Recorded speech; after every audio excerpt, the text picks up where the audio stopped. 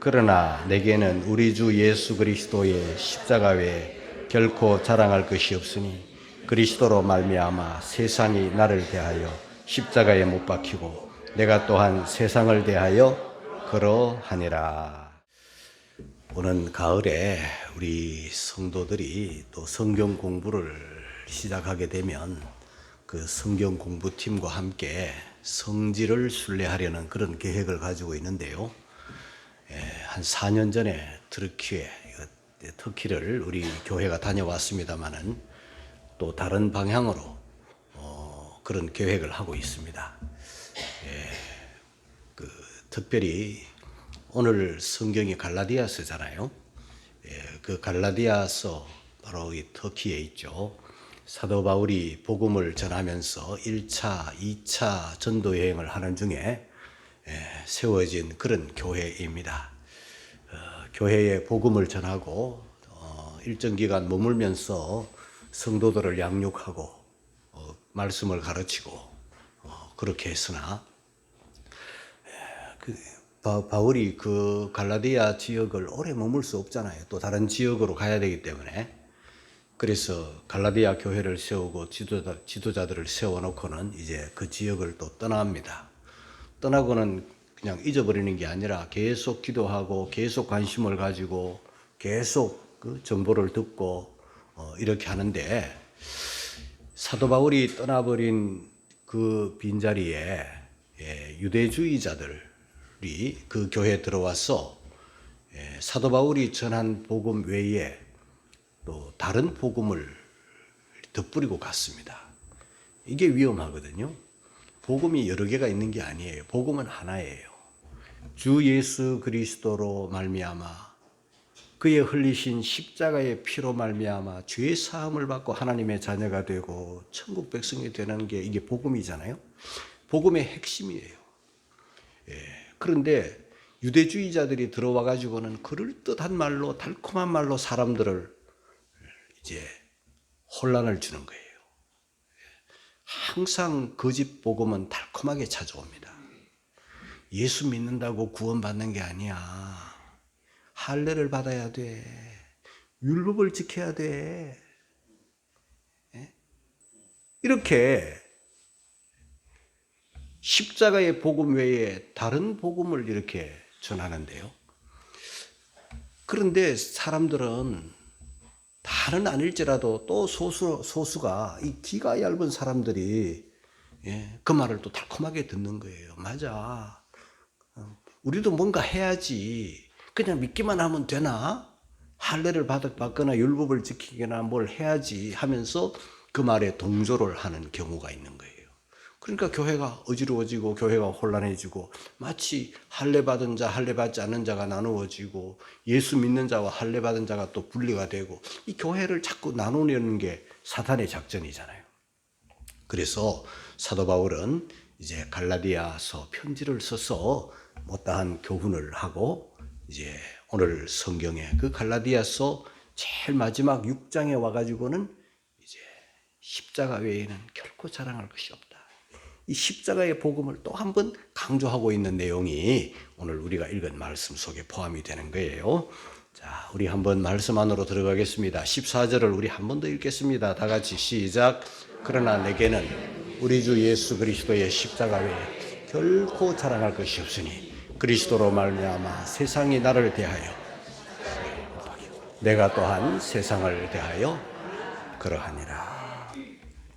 여러분 어떻습니까? 사람들은요, 누구나 할 것 없이 뭔가 남들과 좀 다른 걸 가지고 있으면 그걸 뽐내고 싶은 마음이 있어요.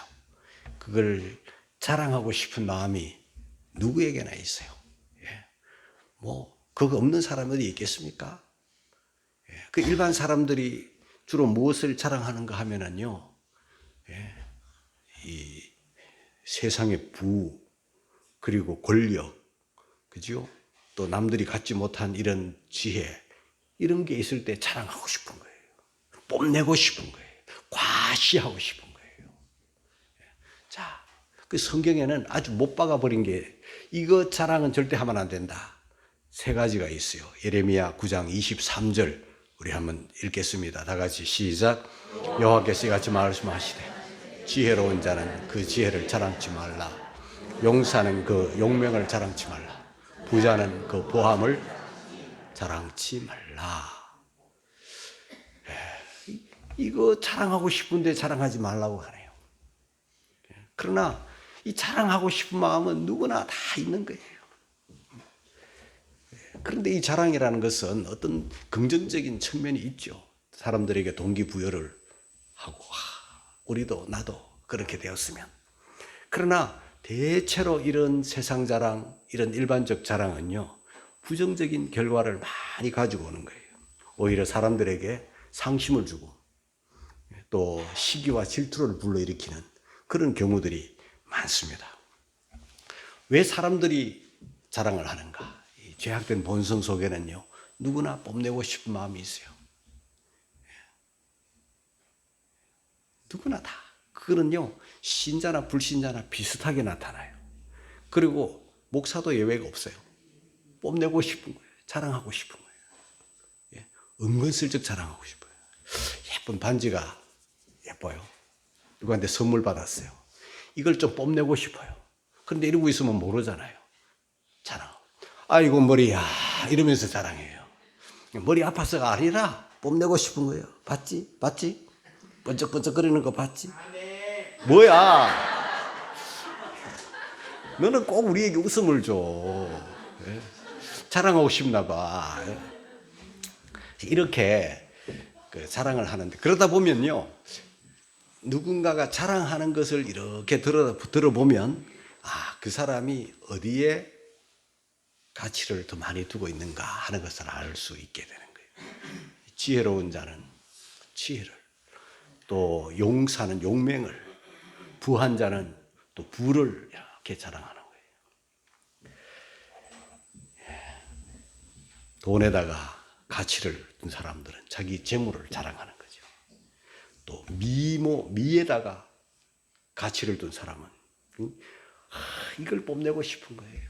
그래서 뭐 미스 코리아 같은데 이런 데 나가서 훌르덩 벗고 그냥 비키니 차림으로 막 자기 몸매를 막 자랑하는 거예요.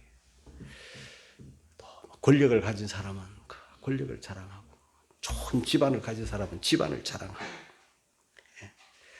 그런데 그 자랑거리들을 가만히 보면요, 이 사람은 이런 데 더 가치를 두는구나. 근데 세월이 지나면요, 그거는 영원한 자랑거리가 못 된다는 것을 금세알 수 있어요. 건강을 자랑하거나 미를 자랑하면은요, 그거 얼마 가겠어요. 예. 예. 채클린이라고 하는 그 케네디 대통령의 부인이었던 사람, 후에 남편 죽고 오나시스와 결혼했죠. 오나시스가 어마어마한 돈을 들여가지고 그 여인과 한번 살아보려고, 미모의 여인과 그 유명한 여인과 한번 살아보려고 결혼을 했어요. 근데 오나시스는 이런 말을 했습니다. 일주일 만에 후회했다. 예? 예. 여러분, 그러니까 이 세상 거 이거 얼마 가지 못하는 거거든요. 그 자랑거리. 그 목사님들 세계에도요, 은근슬쩍 자랑이 많은 사람이 있어요. 앞에 나와서 광고를 합니다. 오늘 우리 자식이 뭐 어디에 나가는데, 무슨 대회에 나가는데, 무슨 콘서트를 하는데, 목사님들 기도해 주시면 이러면서 하는데, 그 속에는 또 자기 자식 자랑이 쫙 바닥에 깔려 있어요. 우리들 흔히 하는 말로 누군가 다 자랑하고 싶잖아요. 자식 자랑을 주로 많이 하게 돼요. 이번에 이제 우리 교정위원들 모임을 갖잖아요. 우리 구치소 교정위원들 모이면은 다 저 또래, 저보다 이상 뭐 이런 분들, 우리 주로 이제 교정위원들로 많이 활동하고 있는데, 핸드폰 열면 전부 다 자기 손주, 자기 뭐 가족들 사진, 한 사람 자랑하면 또 자랑. 애들이, 손주들이 커가는 모습이 정말 자랑스러운가 봐요. 이쁘기도 하고 뭐 어찌 할 줄 몰라가지고 이걸 그냥 자랑하는 거예요. 이랬대 저랬대 하면서 자랑을 하는데, 너무 심해가지고 모임이 성격이 자식 자랑하려고 손주 자랑하려고 모임 같은 그런 모임이 들어가지고 이제 손주 자랑하면 밥 사야 돼. 그리고 밥 사야 된다 그러고 이제 손주 자랑하려고 하거든 10,000원 내놓고 해. 그러고 손주 자랑이 쑥 들어가요. 밥 사기 싫고 10,000원 내놓기 싫으니까. 근데 너무나도 자랑하고 싶으면 오늘 내 밥 살게 하고 자랑을 할 정도로 자랑하고 싶은 마음이 막 일어나는 게 누구나 할 것 없이 본성인가 봐요. 그러나 그 본성은요, 우리가 좀 억제해야 되고 절제되어야 돼요. 우리 이런 말이 있잖아요. 자식 자랑 반병신, 아내 자랑 온병신, 그런 말이 있어요. 옛부터 그런 말이 있잖아요. 그러니까 우리가 자식을 막 자랑하면 듣고 있는 사람들이 인격 때문에 참고 듣고 있어요. 예, 참 되게 자랑하고 싶나 보다 이렇게 듣고 있지만은 속으로 온병신 반병신 이러고 듣고 있는 거예요. 그럼에도 불구하고 또 자랑하고 싶어. 그러니까 우리가 좀 절제를 해야 되겠죠. 우리 옛말에 이런 말이 있어요. 자랑 끝에 불 붙는다. 이 무슨 말인가 봤더니 자랑이 심하면 꼭 말썽이 생긴다, 그런 뜻이에요. 그러니까 조심해야 되는 거죠. 숲속에 꽃사슴 한 마리가 이 뿔이 너무 멋있는 거야. 그런데 맹수가 왔을 때 이 뿔이 자기를 살리는 게 아니라 평소에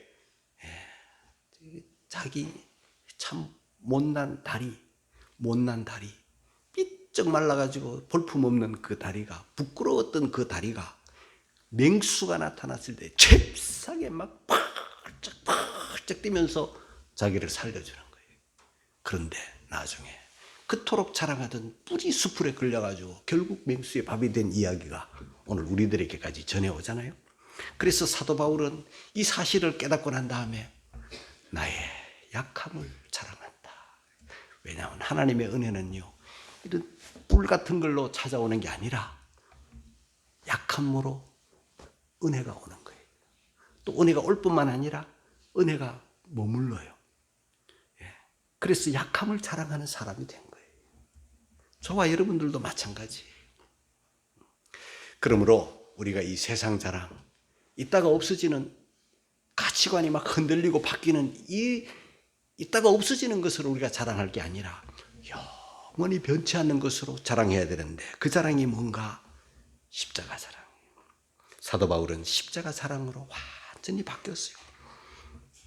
우리 갈라디아서 6장 14절 전반을 한 번 더 읽고 갑니다. 다 같이 시작. 그러나 내게는 우리 주 예수 그리스도의 십자가를 결코 자랑할 것이 없다. 결코라는 말을 사용하면서 십자가 외에는 결코 어떤 것도 자랑치 아니하리라, 그렇게 다짐을 하는 거예요. 그리고 이 십자가 외에는 난 다른 거 알려고 하지도 않는다. 고린도전서 2장 1절 2절을 읽고 갑니다. 시작. 형제들아, 내가 너희에게 나아가 하나님의 증거를 전할 때 말과 지혜의 아름다운 것으로 아니하였나니 내가 너희 중에서 예수 그리스도와 그의 십자가에 못 박히신 것 외에는 아무것도 알지 아니하기로 작정하였다.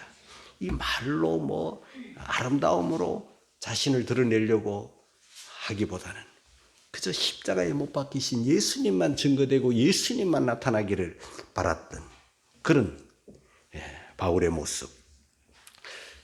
사람들은요, 이 십자가라는 것을 그렇게 별로, 십자가 그 뭡니까? 형틀이잖아요. 그래서 십자가를 생각하면 어떤 끔찍한 걸 생각하는 거예요. 죄인이 못 박히는 것인데 보통 죄인을 십자가에 못 박지 않거든요.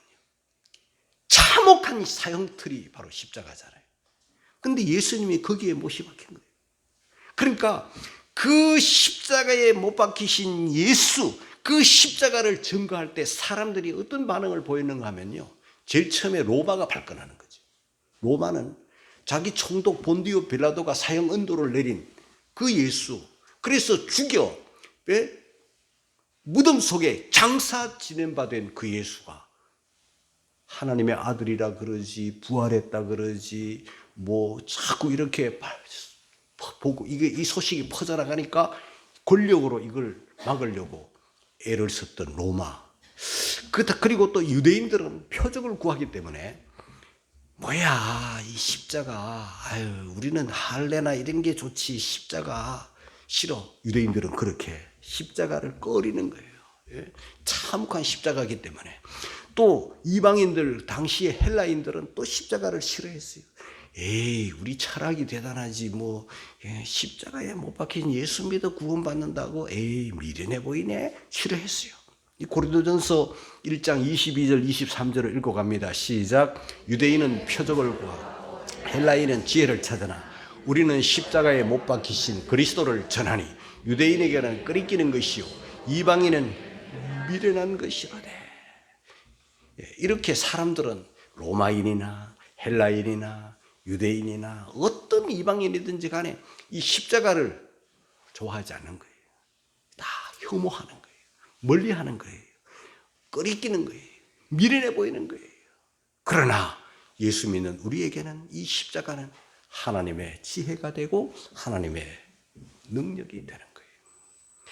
사도 바울이라는 분은 참 누구보다도 대단한 자랑거리를 많이 가진 사람이에요. 이 세상 사람들이 갖고 싶어하는 걸 다 가진 사람이에요. 그는 유대인들이 그렇게 추구하는 8일 만에 할례를 받은 사람이고, 그리고 또 정통 유대 율법을 공부한 사람이고, 또 젊고 또 패기도 있고 다 그런데 또 뭘 가졌는가 하면은 로마 시민권을 가진 사람. 로마 시민권은 유대인은 상상도 못하는 거죠. 근데 로마 시민권을 가지고 있었기 때문에 뛰어나고 언어에 능통하고 실력도 대단하고 집안도 대단하고, 그러니까 자랑거리들이 굉장히 많았던 사람이에요. 한때 이걸 무기로 삼고 힘을 삼았던 적이 없잖아 있었어요. 그러나 그가 예수님을 알고부터, 예수님을 만나고부터 나의 이 자랑거리는 오히려 해가 되는 것이고 나의 자랑거리는 오히려 더러운 것이로구나, 배설물이로구나, 이렇게 여기는 사람이 된 거예요. 그리고는 오직 나를 드러내는 게 아니라 십자가에 못 박히신 그리스도를 증거하는 일에 자기의 전 생애를 바치는 거예요. 여러분, 저와 여러분들도 자랑거리들이 들어있겠지만 찾아보면 왜 없겠어요? 하지만 이런 세상 자랑은요, 잘해야 본전이에요. 반병신 되기 쉽고 온병신 되기 쉬우니 이런 자랑거리를 자랑하고 싶은 마음이 설령 일어난다 할지라도 우리는 나를 죽여야 돼요. 그런 거를 자랑할 것 없어요. 드러낼 것도 없고 오직 예수만 자랑하는 그런 우리 그리스도인으로 변화되기를 주의 이름으로 축복합니다. 여러분, 진센돌프라고 하는 분이 있어요. 이 진센돌프라고 하는 분은 우리 교회, 세계 교회사에 굉장히 유명한 사람이에요. 이 독일 사람인데, 이 사람이 독일의 진센돌프가 19살 때 주님을 만난 거예요. 기록에 의하면 어느 미술관에 갔어요. 여러분, 유럽의 독일을 중심으로 한 유럽의 미술관이라는 게 주로 예수님과 관련된 성화가 많잖아요. 근데 과거에도 물론 갔을런지 모르겠지만 늘 보이는 게 성화와 더불어 살았는데 19살 때 어느 날 하루 미술관에 갔다가 십자가에 못 박혀 피 흘리시는 예수님을 본 거예요. 그런데 과거에는 어땠는지 몰라도 그날은요, 그 십자가에 피 흘려 못 박히신 그 예수님을, 그 그림을 보면서 주님을 만나는 거예요. 그리고 감동을 받기 시작하는 거예요. 한없이 바라보는 거예요. 내 죄 때문에 십자가에 저렇게 처참하게 못 박히는 피 흘리는 그 예수님을 보고 그냥 얼어버린 거예요. 한없이 끝없이 바라보는 거예요. 언제까지 바라보느냐면요, 미술관 문 닫을 시간이 돼가지고 경비원이 와가지고 쫓아낼 때까지, 내보낼 때까지 바라보는 거예요. 그때 그런 주님을 만난 거예요. 주님을 모신 거예요. 그거 보고 끝난 게 아니에요. 그로부터 그는 이 독일의 이 경건 운동의 선봉장이 된 거예요. 그래서 모라비안이라고 하는 그런 경건 운동 단체를 만든 거예요. 그가 지도자가 된 거예요. 그런데 이 모라비안이 왜 유명한가 하면은 이 경건 운동의 모라비안을 통해서 존 웨슬리라는 사람이 그 모라비안의 그 경건 운동에 참여하고 웨슬리가 은혜를 받은 거예요. 웨슬리가 은혜를 받고 감동을 받고 그렇게 세워진 종교단체가 감리교예요. 감리교가 그렇게 탄생하는 거예요. 감리교를 거슬러 올라가면 감리교에서 존 웨슬리를 뺄 수 없잖아요. 감리교의 창시자니까. 존 웨슬리를 말할 때 모라비안을 뺄 수가 없어요. 모라비안을 말할 때 진센돌프를 뺄 수가 없는 거예요. 한 사람이 19살 때 예수님을 믿고 변화를 받음으로 인해서 이렇게 경건운동이 온 유럽을 덮친 거예요. 저와 여러분들도 마찬가지예요. 우리가 교회를 다니고 그냥 설교를 듣고 그걸로 끝나면 안 되잖아요. 솔제니친이라고 하는 사람은요, 시베리아 감옥의 정치범 수용소에 갇혔던 사람이잖아요. 인간이 당할 수 있는 아주 극악한 죽음보다 더 끔찍한 그 수용소에서 그가 힘을 얻고 그가 용기를 얻은 것은 뭐 다른 게 아니에요. 그 무엇으로 그가 힘을 얻고 무엇으로 그가 버틸 수 있겠어요? 그 참혹한 시베리아 감옥에. 그런데 한 여성이 그 앞에 그어준 그 흙바닥에 그어준 십자가, 말로 전해진 것도 아니에요. 십자가에 금을 그었어요. 흙에다가 금세 지워져 버릴 그 십자가, 그것을 바라보는 순간 이 솔제니친이 감동을 받고 십자가에 못 박히신 주님으로 말미암아 힘을 얻게 되고 견딜 수 있게 되는 거예요. 앞선 모든 신자들이 마찬가지예요. 우리 주님으로부터 들려오는 다양한 말씀에 우리가 은혜를 받고 주님의 성품에 감동을 받고 하겠지만은 결국은 예수 믿는 우리들은요, 이 복음 중에 복음, 십자가는 예수님의 전부잖아요. 십자가를 빼버리면 우리 기독교는 아무것도 아니에요. 그래서 그리스도로 말미암아 세상이 나를 대하여 못 박히고 십자가, 내가 또한 세상을 대하여 그러하리라. 너도 세상도 다 십자가에 못 박힐 때만이 진정한 자유를 경험하는 거예요. 자, 그러면 바울이 이렇게 십자가를, 나의 자랑은 오직 결코 십자가 외에는 하면서 십자가를 강조한 이유가 뭘까요? 저는 세 가지로 여러분들에게 간단하게 말씀을 드릴 거예요. 그것은 죄사함 때문이에요. 십자가에 흘린 피가 저와 여러분의 죄를 사하는 거예요. 골로새서 2장 13절을 읽겠습니다. 다 같이 시작. 또 너희의 범죄와 육체의 모할례로 죽었던 너희를 하나님이 그와 함께 살리시고 우리에게 모든 죄를 사하시고 십자가. 자, 이런 말씀들을 쭉 종합을 해보면 결국은 십자가에 흘리신 피 때문에 저와 여러분의 모든 죄가 다 사해지기 때문에, 그래서 십자가예요. 예수님 오시기 전 700년 전에 이사야 선지자는 이렇게 예언을 합니다. 이사야 53장 5절 다 같이 시작. 그가 찔림은 우리의 허물을 인하며 그가 상함은 우리의 죄악을 인하며 그가 징계를 받음으로 우리가 평화를 누리고 그가 채찍에 맞음으로 우리가 나음을 입었도다. 우리 기독교는 예수님이 흘리신 십자가의 피 위에 세워진 게 바로 기독교이죠. 두 번째는 사도 바울이 이렇게 결코 십자가 외에는 나 자랑하지 않겠다고 다짐한 그 십자가는 왜 그런가? 하나님과 우리 사이에 막힌 죄악의 담을 허물어 버렸는데, 허물고 난 다음에 이루어진 게 뭐냐 하면 하나님과 우리 사이에 화평이 이루어져. 하나님과 우리 사이에 화평이 이루어져. 골로새서 1장 20절 다 같이 시작. 그의 십자가의 피로 화평을 이루었어.